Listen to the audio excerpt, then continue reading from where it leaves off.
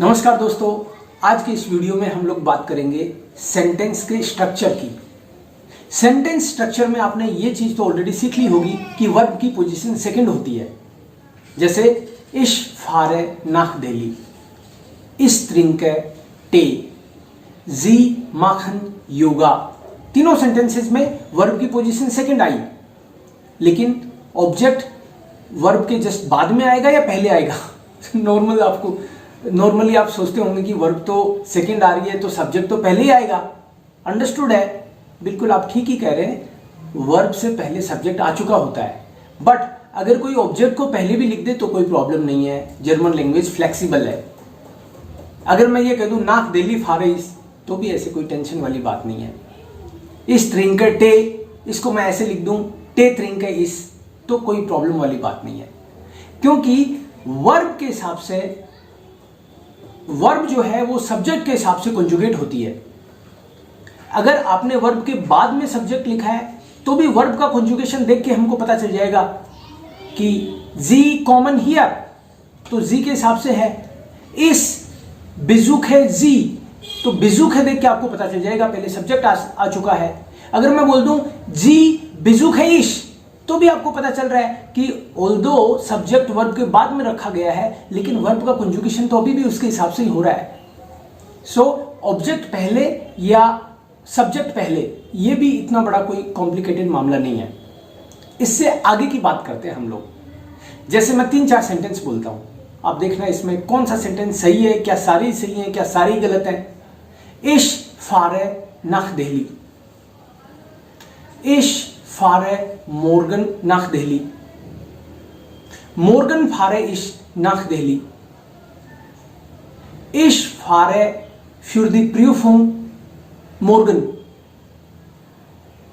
ये जो जितने भी मैंने सेंटेंस बोले हैं इसमें टाइम भी आ गया, मोर्गन टाइम आ गया, für die Prüfung रीजन हो गया किस लिए मैं जा रहा हूं, कब जा रहा हूं मोर्गन, और कहां जा रहा हूं नाख देहली। तो कुछ ऐसे एलिमेंट्स हैं जिनको हम डिसाइड कर सकते हैं कौन सा कब आएगा।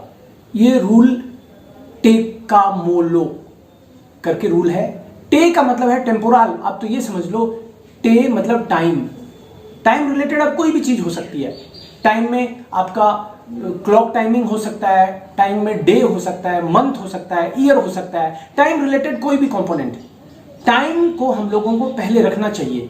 अगर टे+Ka+Mo+Lo हो, टे मतलब टाइम, का मतलब काजुअल होता है, बट आप ये समझिए का मतलब कारण, टाइम कारण, टे+Ka+Mo+Lo मतलब आर्ट द वे, टे+Ka+Mo+Lo, लो मतलब लोकल मतलब place.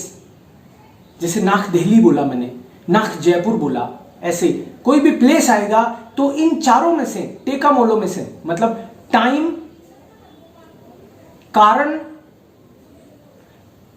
Art the way how you are going by bus for the exam, ये एक आर्ट हो गया।